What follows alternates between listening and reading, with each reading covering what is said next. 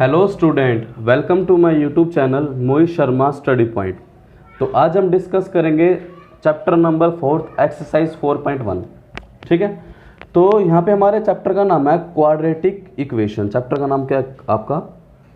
Quadratic equation. सबसे पहले हमें ये पता होना चाहिए इक्वेशंस कि क्वाड्रेटिक इक्वेशंस होता क्या है। देखो, आपने क्वाड्रेटिक पोलिनोमियल के बारे में पढ़ा होगा सेकंड चैप्टर के बारे में। क्वाड्रेटिक पोलिनोमियल का मतलब होता है कि जैसे एक एग्जांपल लिखता हूँ मैं, ए एक्स की square plus B x plus C, मतलब जैसे एग्जांपल एक्स की स्क्वायर प्लस 2x प्लस 3। ये क्या एक क्वाड्रेटिक पोलिनोमियल है।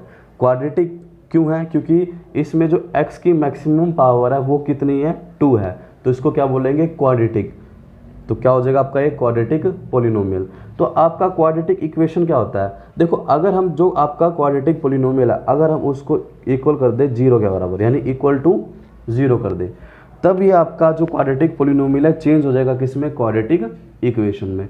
तो इसको बोला जाएगा क्वाड्रेटिक इक्वेशन। यानी कोई भी अगर इक्वेशन है, जैसे x minus 3 equal to 0, x की square plus 2 equal to 0, x की cube minus 3x equal to 0, तो किसी भी पोलिनोमियल के अगर इक्वल टू में 0 आ जाए, किसी भी पोलिनोमियल के इक्वल टू में 0 आ जाए, तो आपकी क्या होती है? वो इक्वेशन होती है।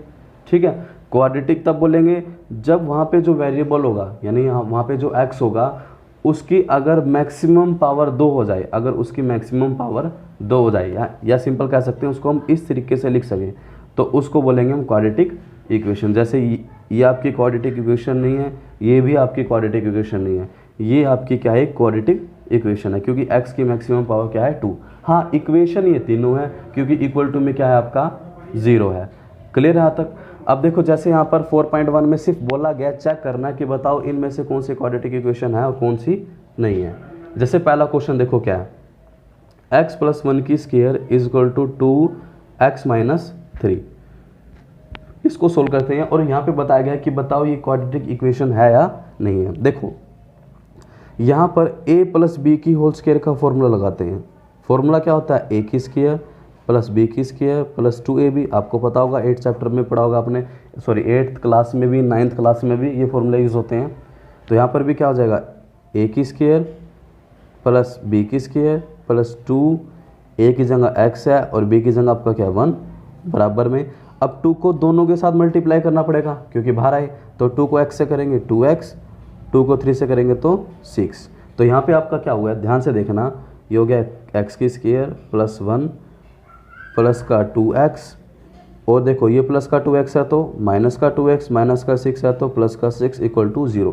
मतलब कि जब हम इक्वल से कोई वैल्यू इधर लेके जाते हैं, मतलब इक्वल से वैल्यू जब भी चेंज होती है तभी हमेशा निशान चेंज होते हैं। तो आपका ये प्लस था तो माइनस हो गया, ये माइनस है तो प्लस हो गया, ये प्लस का ये माइनस का कैंसल, एक्स की स्क्वायर प्लस 1 प्लस 6 क्या हो गया? प्लस का 7। तो इसका आंसर क्या आ जाएगा आपका? यस। ये क्या है? क्वाड्रेटिक इक्वेशन है। क्यों? क्योंकि इसकी मैक्सिमम पावर क्या है? 2 है। अब आप कहोगे कि ये इस तरह की से तो दिखाई नहीं दे रही, क्योंकि क्वाड्रेटिक इक्वेशन को तो हम इस तरह से लिख सकते हैं। देखो, हम इसको लिख सकते हैं कैसे? एक्स की square plus 0x plus 7 equal to 0, क्योंकि 0 को x से मल्टीप्लाई करेंगे 0 हो जाएगा, और 0 प्लस 7 7 होता है। अब आपने ध्यान दिया होगा इस इक्वेशन को बिल्कुल देखो इस तरह से लिखा हुआ है ना, तो इसका मतलब ये कि आपकी क्वाड्रेटिक इक्वेशन है। ठीक है ना? तो फटाफट हम इसके पार्ट करते हैं। देखो 8th पार्ट है, एक एक करके स्टार्ट करते हैं। देखो सेकंड पार्ट में अब आगे क्या बोला गया? सेकंड पार्ट में भी देखो, सेकंड पार्ट में दे दिया आपको x की स्क्वायर माइनस का 2x, तो यहाँ पे क्या, और उसके बाद क्या? माइनस का 2 और यहाँ पे आपका 3 माइनस का x। ठीक है, तो यहाँ पे भी देखो ये आपका x की स्क्वायर माइनस का 2x, मल्टीप्लाई करेंगे माइनस 2 को 3 से करेंगे तो माइनस का 6 माइनस माइनस प्लस का 2x, तो ये हो गया आपका x की स्क्वायर माइनस 2x, ये प्लस का 2x है तो माइनस का 2x, ये माइनस का 6 है तो प्लस का 6, और इक्वल टू में अब आ जाएगा आपका 0। इक्वल टू में 0 आ जाएगा, क्योंकि यहाँ इक्वल की जितनी वैल्यू थी हम इसको लेफ्ट में ले आए, तो यहाँ पे क्या बच गया? 0, तो 0 आ गया। ये माइनस का था तो प्लस का, ये प्लस का था तो माइनस का, तो आपका क्या बच गया? x की स्क्वायर माइनस 2x माइनस का 4x और प्लस का 6 इक्वल टू 0। x की मैक्सिमम पावर कितनी है? 2। ठीक है ना? तो यहाँ पे लिख देंगे hence this equation is quadratic equation. Simple लिख देंगे कि ये जो इक्वेशन है ये क्या है, क्वाड्रेटिक इक्वेशन है। आंसर क्या आ जाएगा इसका यस। आगे देखो आपका थर्ड पार्ट में देखो, थर्ड पार्ट में क्या बोला गया है, x माइनस 2 एक्स प्लस 1 बराबर है x माइनस 1 एक्स प्लस 3। इसको सोल्व करते हैं। देखो यहाँ पे क्या है, x को दोनों से मल्टीप्लाई करना है, -2 को भी दोनों से मल्टीप्लाई करना है, ठीक है ना, रूल है यहाँ पर ये। x को दोनों से, x को भी x से करेंगे और x को भी 1 से करेंगे। तो x को x से करेंगे आपका क्या आएगा, x की स्केयर, x को 1 से करेंगे तो सेम यानी x आ जाएगा। सेम एज इट इज इस -2 को भी इससे करेंगे और इस -2 को भी 1 से करेंगे, ठीक है। तो -2 को x से करेंगे तो माइनस का 2x, -2 को 1 से करेंगे तो 2 1 2 यानी माइनस का 2 आ जाएगा। बीच में क्या आपका इक्वल है तो इक्वल कर देंगे। अब यहाँ पे देखो, आगे देखो, यहाँ पर भी सेम वही, x को x से करेंगे x की स्क्वायर, x को 3 से करेंगे 3x, उसके बाद x, उसके बाद -1 की बारी, तो -1 को x से करेंगे माइनस का x, -1 को 3 से करेंगे 3। क्लियर है यहाँ तक? मतलब कि फर्स्ट वाले को भी दोनों से मल्टीप्लाई, सेकंड वाले को भी दोनों से मल्टीप्लाई। तो यहाँ पे देखो सोल्व करते हैं, x की स्क्वायर, ये माइनस का 2 प्लस का 1 तो माइनस का x बचेगा, उसके बाद माइनस का 2, यहाँ पर भी x की स्क्वायर, 3 में से 1 गया 2x और ये प्लस का 3। क्लियर है यहाँ तक? अब देखो यहाँ पर क्या है, x की स्क्वायर माइनस का x माइनस का 2, ये जो बीच में इक्वल था ये सारी की सारी वैल्यू हम इधर ले आएंगे, तो प्लस का उधर, प्लस की वैल्यू जब उधर लेके आएंगे तो माइनस की हो जाएगी, प्लस की तो माइनस की, प्लस की है तो -3 और इक्वल टू में क्या हो जाएगा 0। दोनों हो गए कैंसल, माइनस का x माइनस का 2x माइनस का 3x माइनस का 2 माइनस का 3 माइनस का 5 इक्वल टू 0। अब आपने देखा यहाँ पे जो भी x है उसकी जो मैक्सिमम पावर है वो 2 नहीं है, तो इसका मतलब ये एक क्वाड्रेटिक इक्वेशन नहीं है। तो लिख देंगे यहाँ पर, hence this equation is not quadratic equation, is not quadratic equation. Clear है यहाँ तक? देखो अगला नेक्स्ट पार्ट देखो, यहाँ पे फोर्थ पार्ट में भी यही बोला गया। फोर्थ पार्ट में क्या आपका x माइनस 3 2x प्लस 1 और यहाँ पे x प्लस 5। क्लियर है यहाँ तक? अब यहाँ पे भी क्या करेंगे, देखो x को दोनों से मल्टीप्लाई, तो x को 2x से करेंगे तो 2x की स्क्वायर हो जाएगा, क्योंकि 1x 2x, फिर x को 1 से करेंगे तो x, पहले को दोनों से मल्टीप्लाई कर दिया, अब दूसरे को यानी -3 को 2 से करेंगे तो 3 दूनी 6x, -3 को 1 से करेंगे तो माइनस का 3 आ जाएगा, ठीक है। यहाँ पर भी x को x से करेंगे तो x की स्क्वायर, x को 5 से करेंगे तो 5x। अब ध्यान से देखना, 2x की स्क्वायर प्लस x माइनस का 6x माइनस 3, ये प्लस का है तो माइनस का, ये प्लस का है तो माइनस का और इक्वल टू में 0, क्योंकि हमने ये इक्वल के राइट में थे, हम इक्वल के लेफ्ट में लेके आए तो निशान चेंज हो जाएंगे। तो 2x की स्क्वायर में से x की स्क्वायर घटाएंगे, x की स्क्वायर बचेगा। देखो 6 और 5 11, 11 में से 1 गया 10x और ये माइनस का 3, तो इसका आंसर कितना आ जाएगा आपका yes, this is a quadratic equation, क्योंकि यहाँ पर x की मैक्सिमम पावर कितनी मिल गई आपको, 2 मिल गई है। क्लियर यहाँ तक? क्वेश्चन नंबर 5 देखो, 5 में क्या है, 2x माइनस 1 उसके बाद x माइनस 3 और यहाँ पर है x plus 5 x minus 1। Same question है बिल्कुल सारे के सारे। यहाँ पर भी क्या करेंगे, 2x को फर्स्ट से करेंगे तो क्या आ जाएगा आपका, 2x को x से करेंगे 2x की स्क्वायर, फिर 2x को 3 से करेंगे तो 3 दूनी 6x, फर्स्ट को दोनों से मल्टीप्लाई कर दिया, सेकंड को दोनों से करेंगे, -1 को x से करेंगे minus x minus minus plus 3, ठीक है यहाँ तक। उसके बाद देखो, उसके बाद यहाँ पर x को दोनों से करेंगे, x को x से करेंगे x की स्क्वायर, x को 1 से करेंगे माइनस का x, फिर 5 को x से करेंगे 5x, फिर 5 को 1 से करेंगे माइनस का 5। क्लियर है यहाँ तक? अब देखो 2x की स्क्वायर माइनस का 6 माइनस का 6x माइनस का x माइनस का 7x हो गया, प्लस का 3, यहाँ पर भी x की स्क्वायर, 5 में से 1 गया 4x माइनस का 5। क्लियर है यहाँ तक? तो यहाँ पे अब आपका क्या हो गया, ध्यान से देखना, ये हो गया आपका 2x की स्क्वायर माइनस का 7x प्लस 3, ये प्लस का है तो माइनस का, ये प्लस का है तो माइनस का, ये माइनस का है तो प्लस का और बराबर में क्या आ जाएगा 0। तो 2x की स्क्वायर में से x की स्क्वायर घटाया, क्या बच गया x की स्क्वायर, 7 और 4 11x, 5 और 3 8 इक्वल टू 0। तो आंसर क्या आ जाएगा इसका, yes this is a quadratic equation. क्यों, क्योंकि यहाँ पर x की मैक्सिमम पावर कितनी है, 2 है। क्लियर है यहाँ तक। तो अब हम स्टार्ट करते हैं नेक्स्ट पार्ट इसका।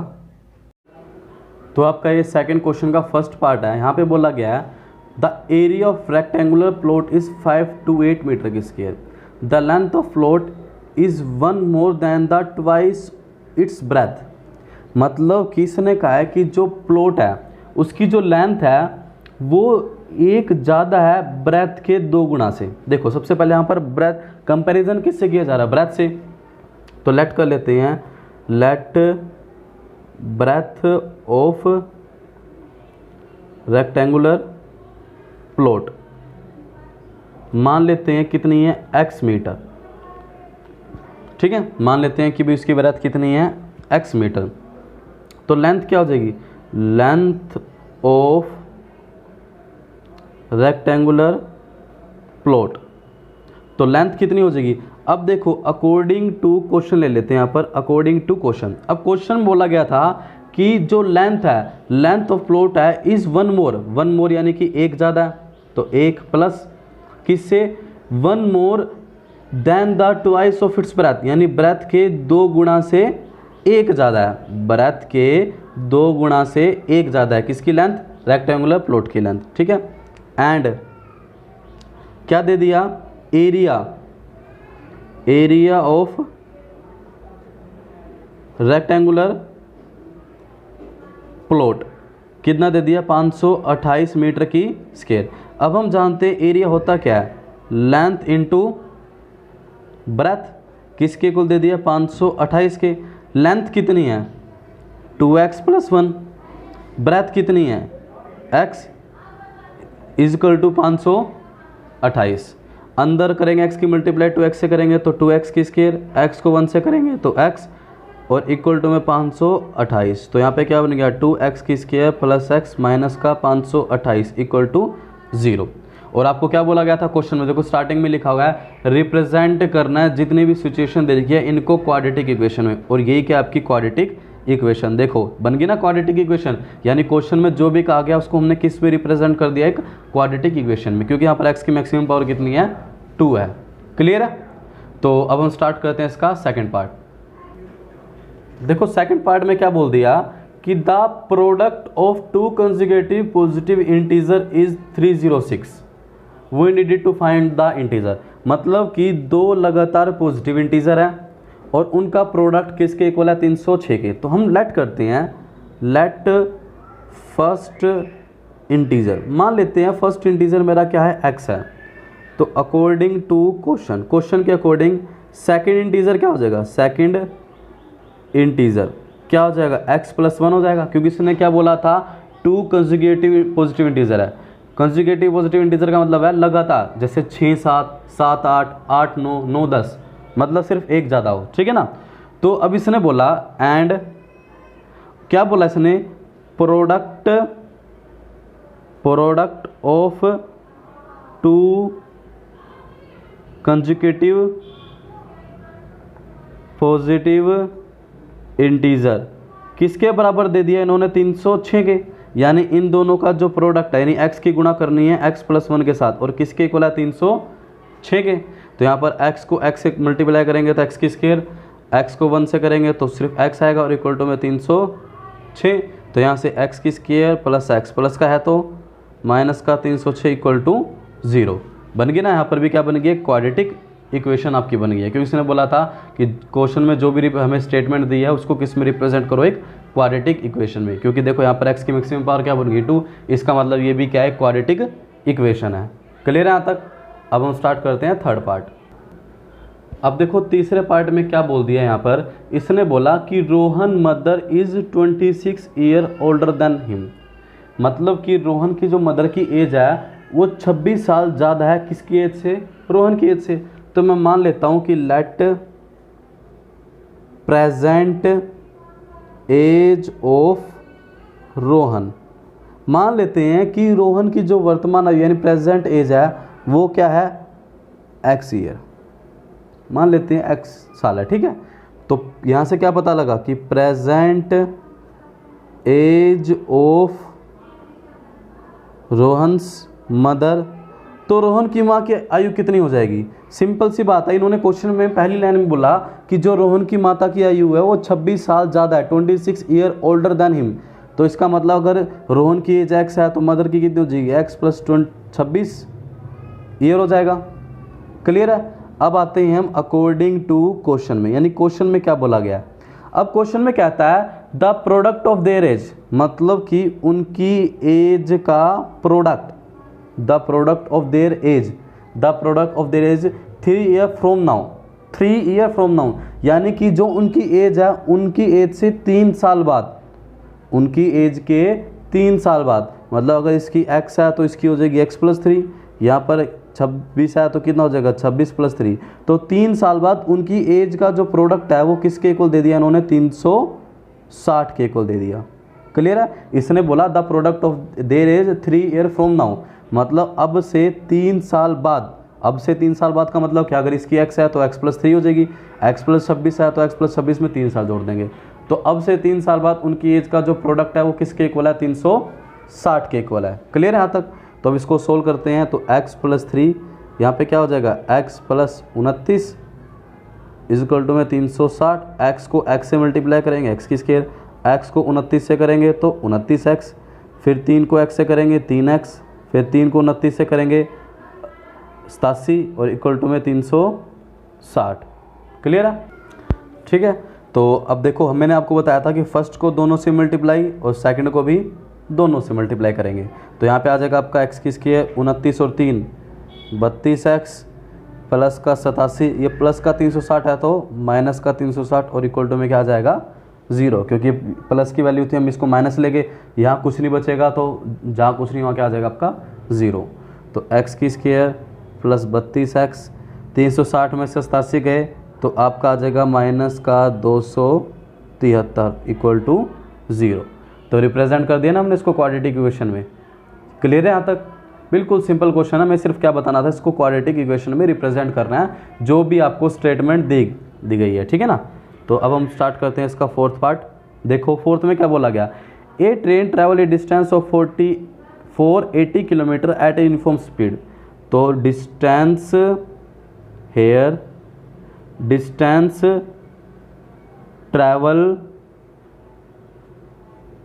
बाय ट्रेन कितनी दे दी आपको? 480 किलोमीटर। ये कहता है अगर if the speed has been 8 kilometre less, ये कहता है कि अगर जो स्पीड है वो 8 किलोमीटर प्रति घंटा कम कर दी जाए तब 3 घंटे ज़्यादा समय लगता है उसी डिस्टेंस को कवर करने में। ध्यान से सुनना। देखो मान के चलो इस पोजीशन से इस पोजीशन तक गए हम, ठीक है ना। तो ये इनके बीच की दूरी कितनी दे दी इन्होंने? 480। इन्होंने ये नहीं बताया कि स्टार्टिंग में स्पीड क्या थी। मान लेते हैं स्टार्टिंग में स्पीड थी x, तो लेट कर लेते हैं लेट स्पीड ऑफ ट्रेन, मान लेते हैं ट्रेन की स्पीड क्या है? x kilometre per hour. ठीक है, x किलोमीटर पर आवर। अब इसने बोला कि जब इनकी स्पीड में हम, अब अकॉर्डिंग टू क्वेश्चन क्या बोला, इसने बोला कि अगर स्पीड जो है 8 किलोमीटर प्रति घंटा जो है कम कर दी जाए तो 3 घंटे ज़्यादा लगते हैं, 3 और more to cover the same distance, यानी इसी दूरी को तय करने में कितने घंटे ज़्यादा लगते हैं? 3 घंटे। इसका मतलब क्या हुआ कि जब स्पीड कम करे, यानी कि पहले समय कम लगता था, बाद में समय ज़्यादा लगने लग गया जब मैंने स्पीड को कम किया। इसका मतलब क्या हुआ? अब कितना फ़र्क आया इनके समय के बीच में? 3 घंटे। यानी कि जो बाद में लगने वाला समय है और जो पहले लगने वाला समय है उनके बीच का फ़र्क कितना है? 3 घंटे। इसने बोला ना कि अगर मैं स्पीड को कम कर दूं तो 3 घंटे ज़्यादा लगते हैं। इसका मतलब ये हुआ कि बाद में जो समय लग रहा है और जो पहले समय लग रहा है उनके बीच का जो डिफरेंस है वो कितना है? 3 घंटे। बाद का जो समय लग रहा है और अब पहले जो समय लगता था उस दूरी को तय करने में उनके बीच का डिफरेंस है 3 आवर। अब बाद में कितना समय लग रहा है? तो हम जानते हैं स्पीड का फॉर्मूला होता है डिस्टेंस अपॉन टाइम। स्पीड का फॉर्मूला क्या होता है? Distance upon time. तो टाइम कैसे निकालेंगे? Distance by speed. यानी अगर मुझे किसी का भी टाइम निकालना है तो मुझे डिस्टेंस और स्पीड को भाग करना होगा। अब देखो बाद में कितना समय लग रहा था, बाद में कितना समय लग रहा था, इस फॉर्मूले से हम निकाल सकते हैं। देखो सिंपल सी बात है कि जो डिस्टेंस है वो तो 480 किलोमीटर की थी पहले भी और बाद में भी। बाद की जो स्पीड थी वो कितनी थी, 8 किलोमीटर कम थी। मतलब x तो थी बट उसमें क्या कम कर दिया, 8 किलोमीटर। तो ये जो आया ये वो समय आया जो बाद में लगा। अब पहले कितना समय लगता था, तो समय के लिए तो हमें यही फॉर्मूला लगाना है। डिस्टेंस पहले भी 480 की तय की थी बट स्पीड कितनी थी पहले x, तो पहले समय लगता था ये यहाँ पे, ठीक है ना। तो अब इन दोनों का जो डिफरेंस है यानी बाद में लगने वाला समय और पहले लगने वाला समय, उनके बीच का अंतर कितना दे दिया था, 3। तो यहाँ पे क्या करते हैं, अब देखो 480 कॉमन आ गया आपका, कितना बच गया 1/x - 8 - 1/x और इक्वल टू में 3। इसको सोल्व करते हैं यहाँ पर देखो, तो यहाँ पे आपका 480 कॉमन आ गया था, कितना बच गया 1/x - 8 - 1/x is equal to 3। Cross multiply करते हैं तो 480 को बाहर रखेंगे, x को इधर ले आएंगे और यहाँ पे माइनस का x हो जाएगा और माइनस माइनस प्लस का 8 हो जाएगा और बटे में x - 8 और इज इक्वल टू में 3। क्लियर है यहाँ तक। देखो यहाँ पर x किससे मल्टीप्लाई, इस पूरे की माइनस से करेंगे तो ये प्लस का था तो माइनस का, ये माइनस का था तो प्लस का, कैंसिल हो गया। तो अब क्या बच गया, देखो 3 से काटते हैं इसको, 3 एकम 3, 3 एकम 3, कितना बच गया 1 3 6 18 0, तो कितना बच गया 160 और 8/x x - 8 और इज इक्वल टू में 1। तो क्रॉस मल्टीप्लाई करते हैं तो 16 को इससे कर देंगे मल्टीप्लाई 8 से, तो 0 8 6 48 का 8 हासिल 4, 8 है 8 और 4 12, 1280 और इज इक्वल टू में x - 8। ठीक है, क्रॉस मल्टीप्लाई इस नीचे वाले को 1 से कर देंगे और ऊपर वाले को यहाँ कर देंगे। तो x को x से करेंगे x की स्क्वायर, x को -8 से करेंगे -8x और इज इक्वल टू में 1280। तो x की स्क्वायर माइनस का 8x प्लस का है तो माइनस का इक्वल टू में क्या हो जाएगा 0, क्योंकि देखो माइनस का वापस जाके प्लस में फिर ये वैल्यू आ जाएगी आपकी। ठीक है, तो यहाँ पे आपकी एक इक्वेशन बन जाएगी जो है आपकी एक क्वाड्रेटिक इक्वेशन। क्लियर है यहाँ तक। तो आज हमने डिस्कस किया एक्सरसाइज 4.1 कंप्लीटली। ठीक है, नेक्स्ट वीडियो में हम स्टार्ट करेंगे एक्सरसाइज 4.2। तो अगर आपको मेरी वीडियो लेक्चर अच्छा लगे तो लाइक करें, शेयर करें, सब्सक्राइब करें। धन्यवाद।